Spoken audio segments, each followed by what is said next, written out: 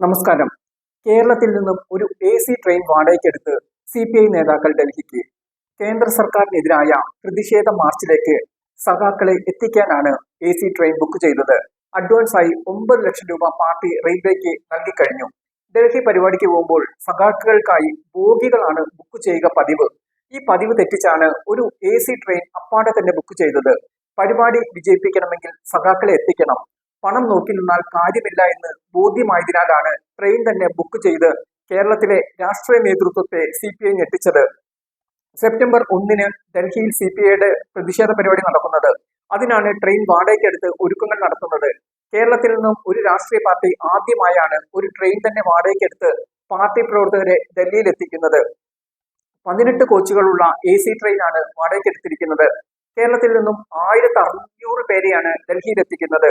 August 29 train കേരളത്തിൽ നിന്നും പുറപ്പെടുന്നത്.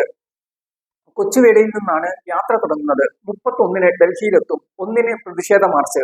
സെപ്റ്റംബർ 2 ട്രെയിൻ ഡൽഹിയിൽ നിന്നും തിരിക്കും. 4 തീയതി തിരുവനന്തപുരത്തെത്തും. ഇടതു പാർട്ടികൾ ഡൽഹിയിൽ നടത്തുന്ന പ്രതിഷേധങ്ങൾക്ക് ആളുകൾ ഉണ്ടാകുന്ന കുറവാണ്. കേരളം, ബംഗാൾ, ത്രിപുര എന്നിവയായിരുന്നു ഇടതു ശക്തി കേന്ദ്രങ്ങളായ സംസ്ഥാനങ്ങൾ.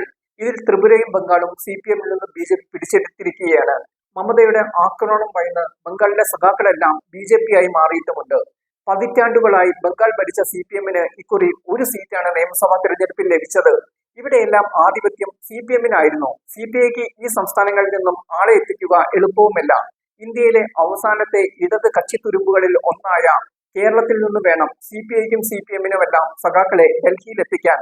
അതുകൊണ്ട് തന്നെയാണ് പണം നോക്കാതെ CPI ട്രെയിൻ ഒന്നാകെ വാടകയ്ക്കെടുത്തിരിക്കുന്നത്. മുൻപാണെങ്കിൽ സ്വന്തം കയ്യിൽ നിന്നും പണവും മുടക്കി ജനറൽ കമ്പാർട്ട്മെന്റിൽ കയറി സഖാക്കൾ ഡൽഹി പ്രതിഷേധത്തിന് എത്തുമായിരുന്നു. കാലം മാറിയതോടെ സൗകര്യങ്ങൾ ഏർപ്പെടുത്തിയില്ലെങ്കിൽ ആളുകളെ ലഭിക്കുക പ്രയാസമാകും. അതുകൊണ്ട് തന്നെയാകും ട്രെയിൻ വാടകയ്ക്കെടുക്കാൻ നേതൃത്വം തയ്യാറായത്. ഒരു മുതിർന്ന CPI നേതാവ് മലയാളം എക്സ്പ്രസിനോട് പറഞ്ഞു. എന്തായാലും CPIയുടെ ഈ നീക്കം ദേശീയ തലത്തിൽ തന്നെ വാർത്തയാവുകയാണ്.